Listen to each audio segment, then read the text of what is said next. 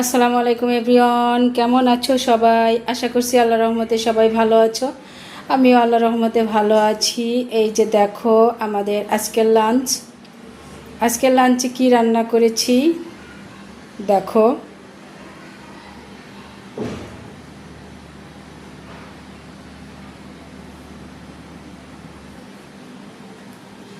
রান্না করেছি ভাত।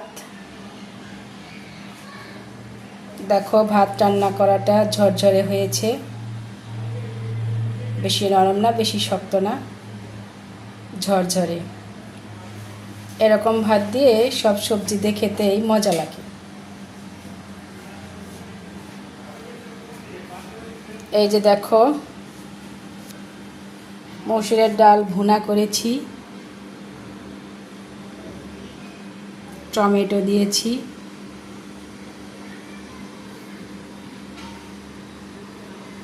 চিকেন রান্না করেছি, মুরগি রান্না করেছি। মুরগিটা দেখো দেশি মুরগি, আলু দিয়ে ঝোল ঝোল করে রান্না করেছি।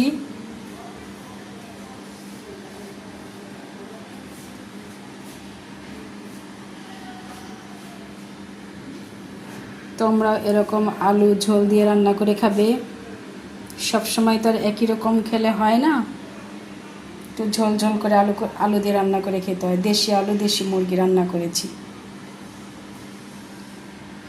এই যে ভেন্ডি ভাজি করেছি, ভেন্ডিটা কিন্তু গ্রিন কালার করে ভাজি করেছি, গ্রিন কালারই আছে ভেন্ডিটা, ভাজি করা হয়ে গেছে,